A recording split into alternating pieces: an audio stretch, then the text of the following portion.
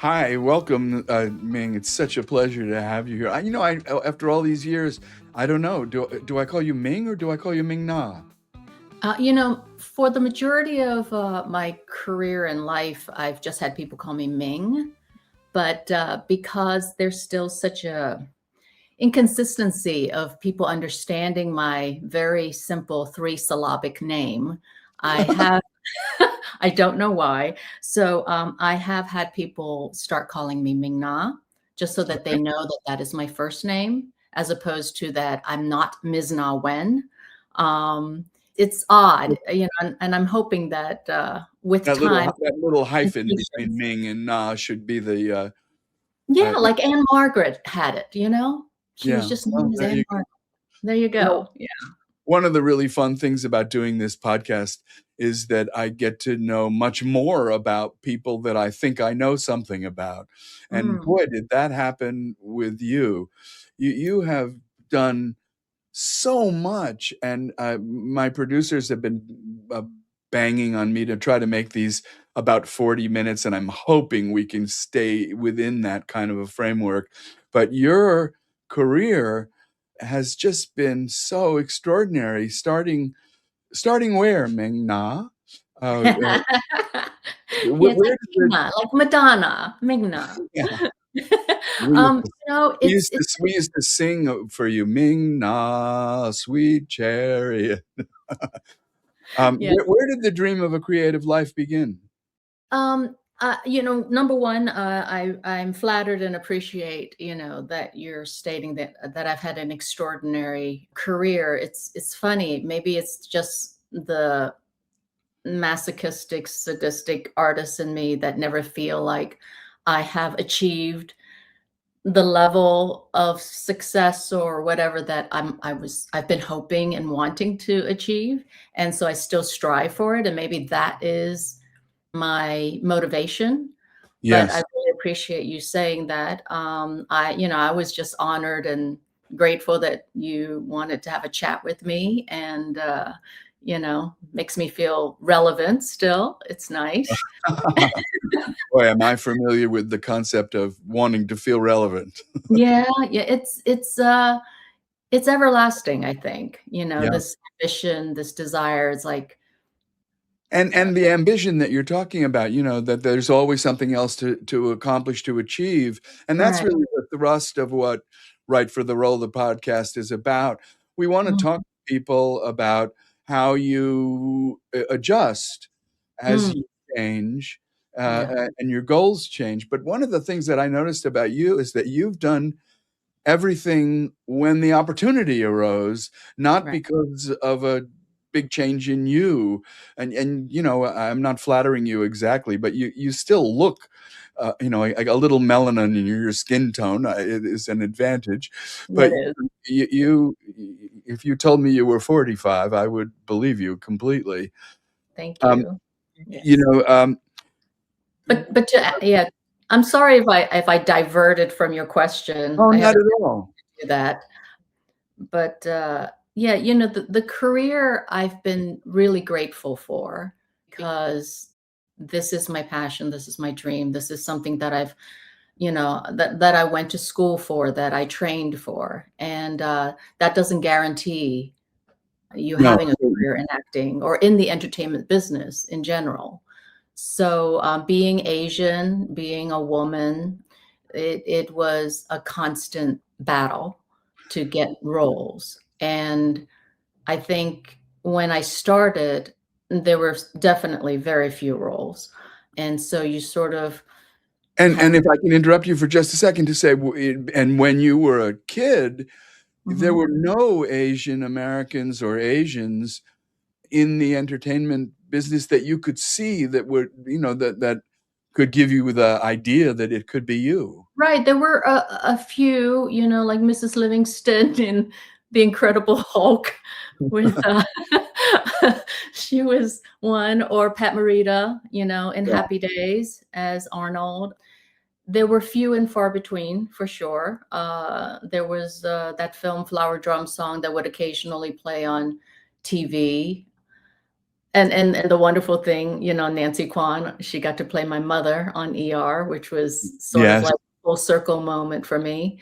Yeah, but there were definitely very few, Asian role models, and the only ones that I would have would be Chinese films that my mom would take me to go see, Uh-huh. but as a kid, you separate that because I Sure. thought of myself as an American having come to this country at a young age. Right. So, what do you You know, do with what do you do with that, you just mentioned that you have gratitude for your career, and I think we all should, but Mhm. your faith is characterized by gratitude, and humility, and those are two rare qualities in actors. Uh, That's and sad. I think it's interesting that, you've been able to hold on to that part of your faith. One in the research that Trudy provided for me, Mm, you said that when you get on an airplane, you pray to God, to Buddha, and to the of Force. course. Like the nerd that I will always be, yes. And we'll get to your relationship with Star Wars later on, but Mm, you mentioned your training, and that was at Carnegie Mellon in Pittsburgh, where you grew up. right. Uh, and uh, did you know John Wells there? No, no, he He's was, older than you. yeah, he was ahead of me. I would like to think, but these days, I'm finding out more and more that all the people that I thought were older than me are actually younger. Well, I can vouch that I'm older than you. Okay. But it's always such a shocker, and, no, but, how wonderful to have someone like John Wells as an alumni, you Absolutely. and there's been so many more that's just been coming out of Yeah, that. because of John, I've had a relationship with CMU over the years, Mm, where I've spoken to the graduating class many years in a row.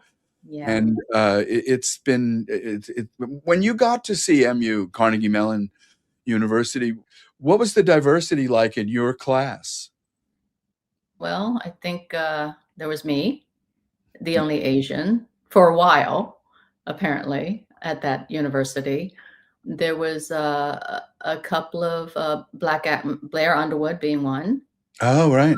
Yeah, he's my in my class, and, Melanie Finister was another one, and that was about it. Yeah, Yeah, yeah, and now the graduating class is, I would say, more than 50% people of color. It's interesting. yeah, yeah. The world, the Well, world.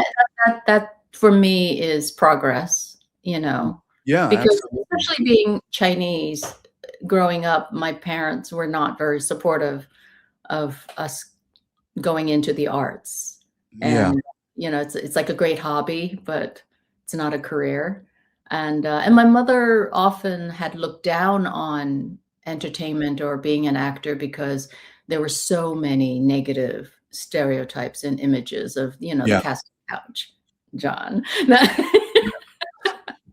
That never, But that especially, never yeah, all that stuff, and I think, only when I got into Carnegie Mellon did my mother had a greater sense of respect that there was a, prestigious university that taught acting, although she did think that American schools was a little too easy to give a degree in happened. acting.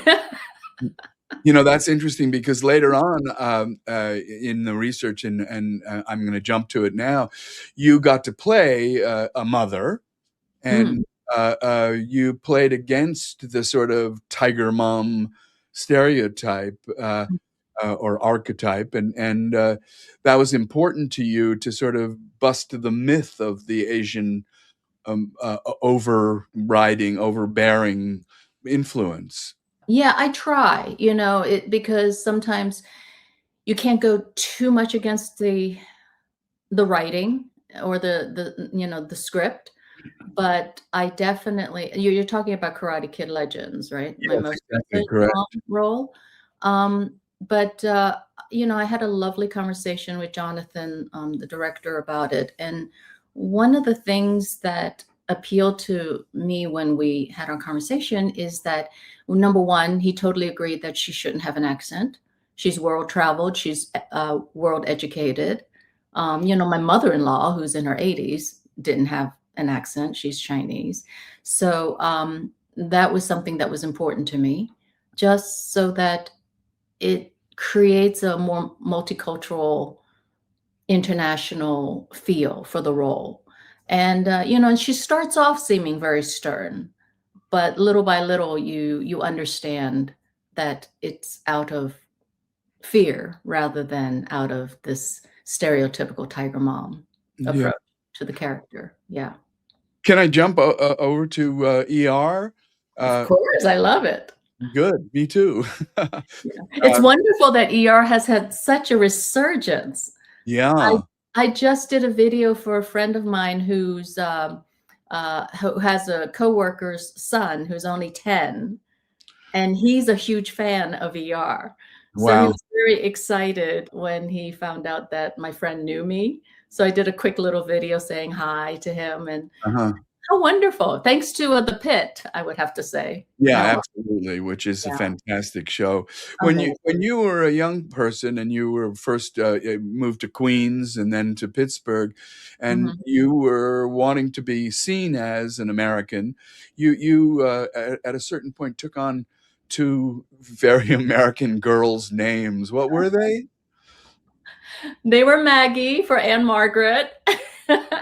She was one of my idols. I don't know why. One of those, when they repeat those old movies on TV. Sure. I loved Anne Margaret. She was Yeah. like amazing to me. So I And then wanted the other one I was wanted to be Doris. Maggie. I wanted to be Maggie because of her. It was going to be Maggie Wen. I tried that for a while. And then my mother used to watch, and I don't think she understood, but she loved Doris Day. Ah, So I tried Doris. How yeah. weird would that be? Yeah, very weird. But then when you got on to ER, Yeah. Dr. Chen Mhm. had an anglicized first name. She was Yeah. Deb, right? Yes. Yes. Um, Well, if you remember, she wasn't even supposed to be Asian. no, the other women who auditioned were not you, and they were not Asian. No, they were not. They What were do you against, like, remember a about the slew of audition Caucasian process? actresses. I remember sitting in the waiting room, Yeah. and, Well, and you it's you wonderful to you had that kind of an advantage because I've often said that casting is falling in love and then behaving yourself. Uh, okay. and it happens that my first serious relationship was with a Chinese American girl at the University of Rochester. So, Really? Oh, yeah, a New Yorker who I met in college, and who sent me a birthday card last week when I had my birthday, and yes. I reminded her that it was 61 years ago when we met. Wow. Well, that's wonderful that you still keep in touch. Yeah, very much so. That's lovely. What So, was your experience like on ER? Did the core cast embrace you, or they were so tight? I wondered if there was any doors or windows into that group. well, luckily, a lot of my scenes was with Noah. Noah Wiley is truly one of the kindest, cutest. He was so cute back then. And yeah, he was always so generous. And we had such an amazing, like, brother sister kind of tit for tat kind of thing that was happening. And I never felt um like unwelcome, but there was definitely a feeling of like I was the guest as Yeah, opposed to like part of the family. In the first year anyways, because I yeah, was no, just a recurring. And then I was kind of, they say ignorance is bliss, because it was very tough being I don't think people realize how tough it is to be a recurring guest star. You never know when you're gonna be working again. You're always kinda like in this limbo land where you're not sure if you should schedule something, or, because you don't wanna miss out on the opportunity. And that just fresh out of college, that wasn't, and fresh out of New York, having done theater and stuff, that wasn't what I wanted coming into Hollywood. So here I am, this young, naive, stupid person, really, just saying, you know what? I want my own series. Yeah. And, to like walk away from because they didn't, at that time they were like, no, no, no, we're not hiring any more regulars right now. So they wrote me out after after my first season there with them, because I wanted to try to do pilot season and get my own series. Nobody walks away from a #1 show. Well, you did, I did. and your Because I reward didn't know was any better. I didn't know any better. and your Yeah. reward was that in season 4, you came back for 4 years I as a series know. regular. How does that happen, right? Well, Yeah, it was just the loveliest phone call ever, oh, because wow. Who then was it John Wells that called you yeah, personally? yeah. I mean, not they always go through the channels, right? Yeah, no, I know. I remember calling your agent and making the offer. Yes, yes. It was just the biggest surprise. I was jumping up and down for joy. I was so happy. And then, that's when I was part of the family. Yeah, And exactly. it was great. You were talking about just being out of college. When you first came out of college, you went to New York from Pittsburgh, Mhm. and you did off-Broadway theater, and you did Broadway, and you also were one of the first, or maybe the first Asian American to have a contract role on a soap opera. What soap opera was it? It was As the World Turns, Uh-huh. with some of the most wonderful cast ever. Talk about learning how to work in front of a camera, because, Yeah. at Carnegie Mellon, we didn't have camera work. It was just all theater studies for 4 years. And to be thrust into that arena where it's like meatball surgery, one Yeah. day, 1 hour show filmed every single day, and talk about learning how to work quickly and memorize lines quickly. It was Yeah, amazing. and also, being forced to not be a diva because there's no time for that.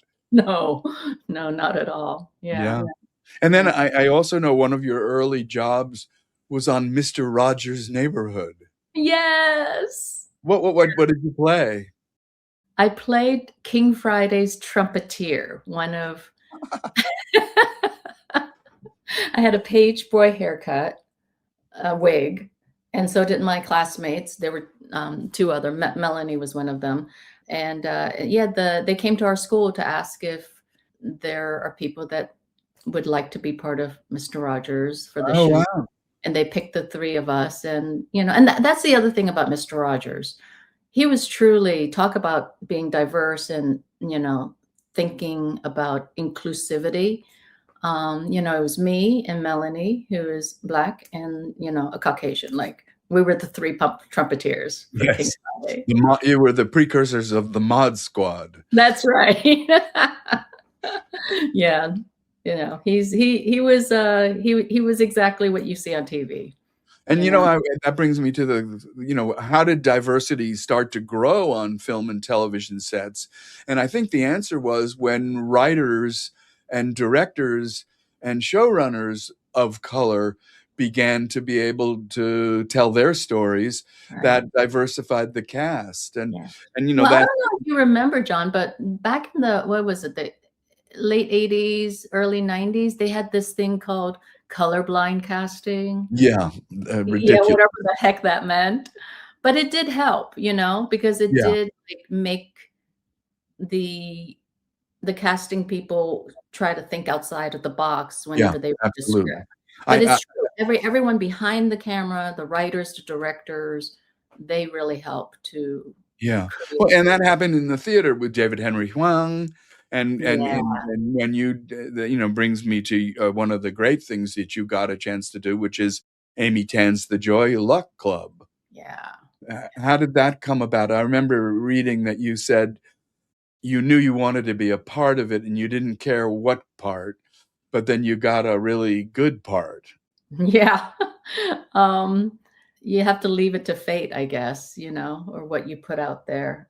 Sure. When I read that book, It was the first time I ever felt like I wasn't alone in my Asian American upbringing, and that the words and the stories that she told, I completely related to and understood wholeheartedly. And it was just such, I don't know, when you're always feeling like, huh, I'm gonna get emotional. It's the menopause in me, girl. I'm just like, ay, ay, ay, girl, stop, stop. I get very emotional these days. It's Well, crazy. I haven't cried yet, but any minute now, I'll be joining you. Okay. But being someone who had a very Chinese name and growing up in a very white neighborhood of Pittsburgh, and having to learn English and like when everyone stood up for the flag, I didn't know what the heck was going on when I was in third grade. Just all those things that always made you feel like you didn't belong, Yeah. you know.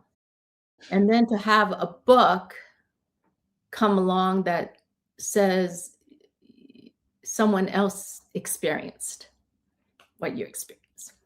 Yeah, absolutely. I had early on in the 80s, I had a fellowship as a director, a theater director at the Mark Taper Forum here in Los Angeles. And Yeah. one of the plays I got to work on was written by Philip Kotanda, a Uh-huh. Japanese American playwright from the Bay Area. And it was about seniors falling in love. Okay. Mako and his wife Susie Hoshi Oh, and Mako. Nobu McCarthy and Sab Yeah. Shimono. Yeah. And it was such a great eye-opening experience to be let into that world where it was so exciting, particularly the young kids who played the daughters. They expressed what you're expressing now about finally having a story that reflected their own experiences. And it was fantastic. Yeah. And I, having been part of the Joy Luck Club, I remember after getting the role and coming to San Francisco for our first table read and meeting like Tamlin Tamita and Lauren Tom and Sai Chin and Lisa Liu and um, Rosalind Chow, like to be in a room full of Asian talents, Yeah. of the last, of the older generation and my generation, it was it was just, and then having director Wayne Wang, and Yeah. a Chinese American director. I'm telling you, it definitely was grounding for me. Yeah, I'm And sure it must have been just extraordinary.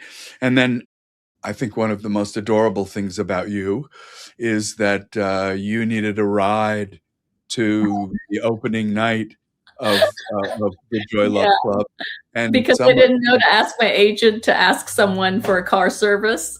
right, and then someone sent this handsome young man who you've Yes, been married to now for 30, 25 years, 30? 30 now, 30. Yeah, going on 31. Yes. Yeah, fantastic. That's quite an accomplishment along with all the other things that you've accomplished in your life. The theater, I wanted to just go back and ask you this. Is there a play or a part that you would love to do today?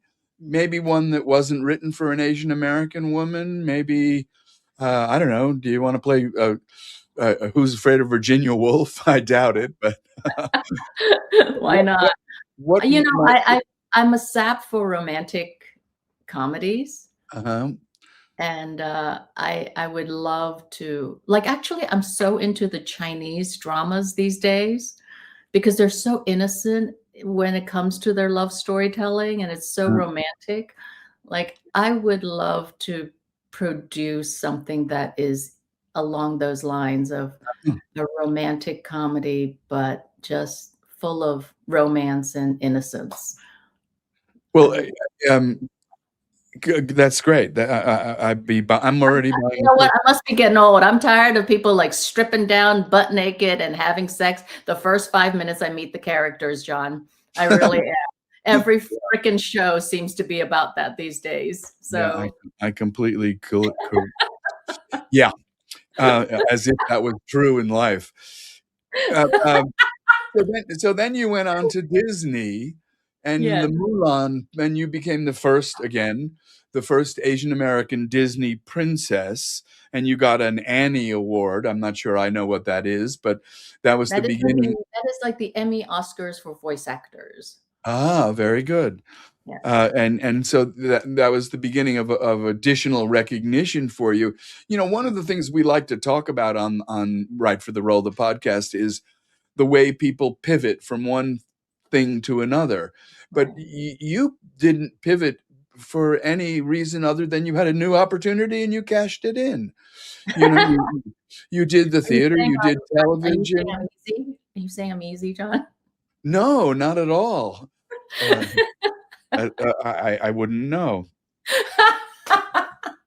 But you did have the inevitable slow periods in your Sure. career. And how did you deal with those periods? Success is so much fun. I mean, I know that when 40 million people watched ER in the second week of its I existence, know. we were all high for weeks. It just was unimaginable. And then of course the opposite always happens as well. How did you deal with the slow periods in your career?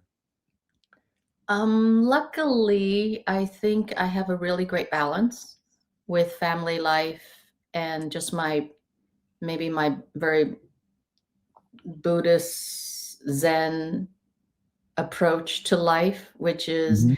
everything happens for a reason. If it's yours, it's yours. If it's not, no matter how hard you chase it, it's never going to come to you. I just would I don't know. I have so many other artistic outlets that I can veer off to for that. So And it gave you an it's opportunity really to. important for an actor to be able to have that because I feel like if you have great life experience, you can only become a better actor for it, number 1. And if you have other, whether it's gardening, whether it's painting, whether it's learning to play the piano or learning a new language, whether it's, bullet journaling, whatever it is that gives you a sense of being Yeah, in and in the present. growing and changing and Yeah, yeah. I becoming. I Yeah, I think think that's all how I of would that is survive so the slow important. period, and don't get me wrong, I've wanted to quit acting 3 dozen times in my life because my friends are sick of hearing me saying, "Okay, I'm quitting acting. I don't Yeah. wanna do it anymore." Well, You on know? behalf of all of the Star Wars nerds who love you and search you out on a daily basis, we're all so glad you didn't. Thank you. Well, you know what, Mulan going back to you bringing Yeah. up Mulan, and, and I know your podcast is about the right role, right? When I auditioned for that, it's so funny because I got the part and I was really excited. And I remember the first recording session I went in, an actor overthinks, right? And I went in thinking, oh, well, she's like the 16, 17-year-old girl. So I'm going to give myself a really younger voice and I'm going to like go in with this. And I just remember the director going, Ming, what are you doing? And I'm like, "Oh, I'm creating Mulan. I'm creating this part." And they're like, "No, we hired you for your voice. We like your voice." Ah.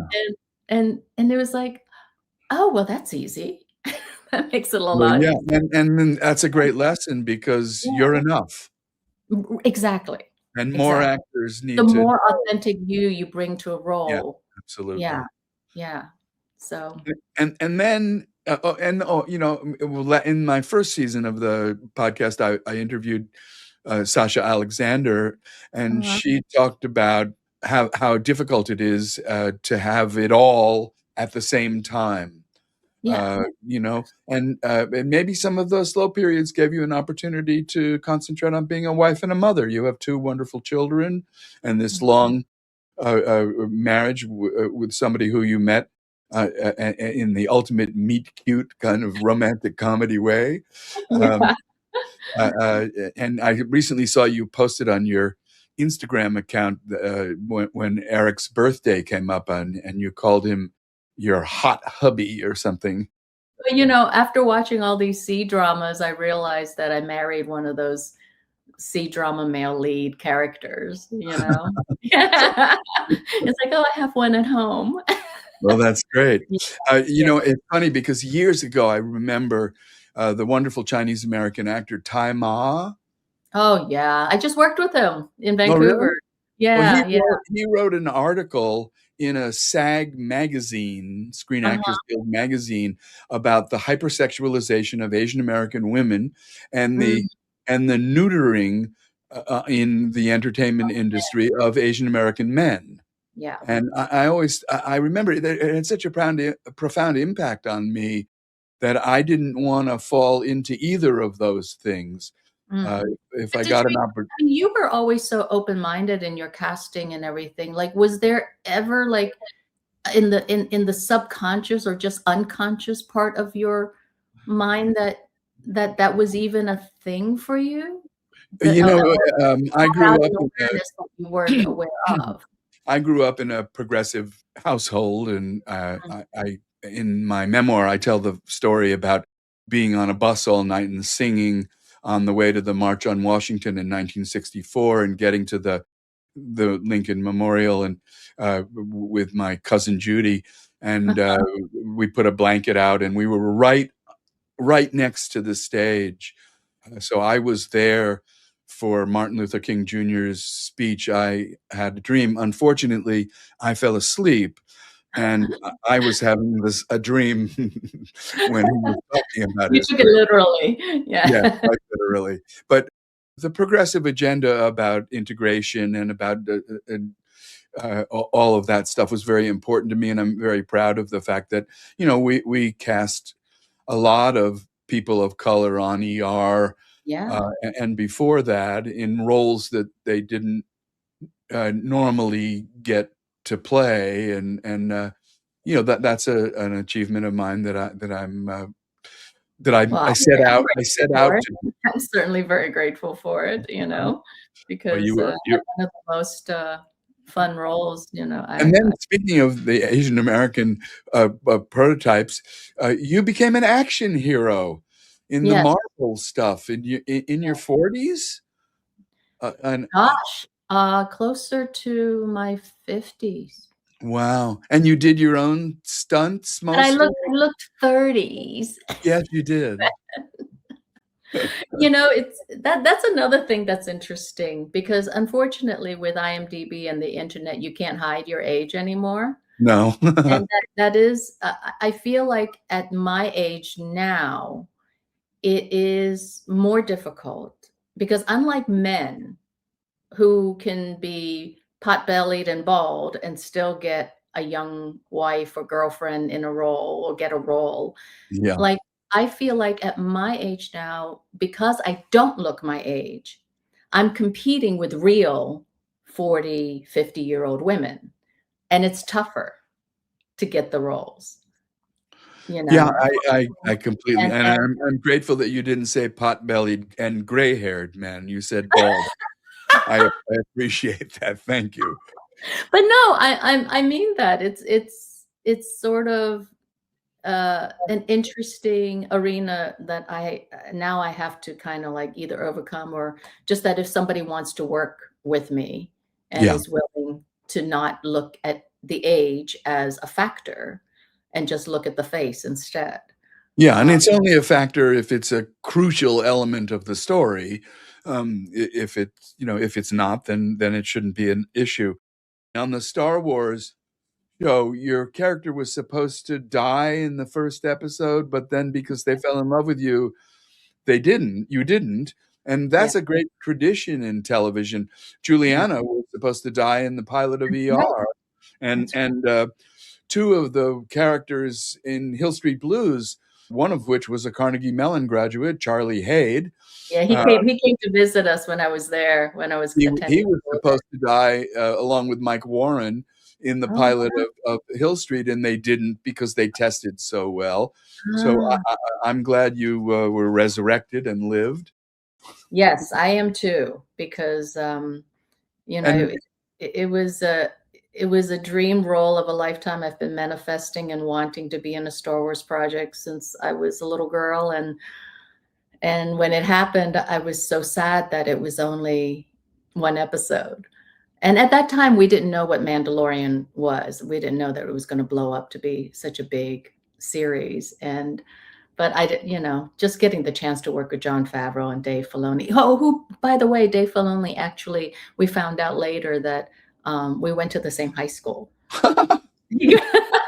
So yeah, Pittsburgh's been really good for me. Well, that's great. Yeah. No, I love being Fennec Shand. I love that the character has so many like Star Wars toys and pins and posters and artwork, and that she's, at the Disney Land and Disney World, Star Wars theme parks.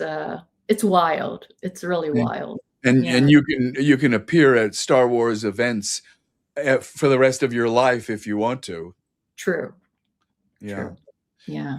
One other really important thing, and we've touched on it a little bit, that has been a hallmark of your long life is that you've translated your successful career into advocacy. And that's so, it's such an admirable, I mean, a lot of people talk about stuff, but almost nobody really puts themselves on the line for what they believe. And you've done that. And can you talk a little bit just briefly about why advocacy has been such an important part of your life? Well, it starts at home first and foremost. Home. Excuse me, my throat is a little dry. I was taught that charity really starts at home with your family and friends, and we take care of a lot of our family and friends, and then it just naturally, you have that habit of wanting to help people, and it just sort of lends itself. Even when I was in high school, I was working with the March of Dimes, and then I was working with various, organizations of abused women. But lately, I've been on the board of this amazing organization that I just found out today got picked as one of the Time 100 Oh, good service organizations. It's called Culture City with a K, Kulture City, and they help out millions of people, but their ability to help kids and families with autism, with dementia, with Parkinson's, with any sort of like invisible disabilities, and allowing these people and these families to have a chance to participate in going to the circus, to the arenas, to concerts, and not feel overwhelmed. It's the best kind of inclusivity, I think, that we tend to forget. And it's a great organization. So, fabulous. yeah. That brings me to one of my favorite subjects, which is food. And you have a cookbook Yes. coming out called Have You Eaten Yet? Have you eaten yet? And Yes. you grew up in a family of restaurateurs, as a lot of immigrant families. Their first, a young woman who worked with me for the last more than a decade, a Chinese American woman named Kim Wong from Boston. Her father is a cook in a Chinese restaurant, and your family had a rather well-known Pittsburgh institution that your brother still runs. Right. And now The you've Chinatown Inn. Yeah. I'm sorry, say that again. The Chinatown Inn in Pittsburgh. The Chinatown Inn. I'll It's the make sure only to go. remaining establishment of the original Chinatown in Pittsburgh.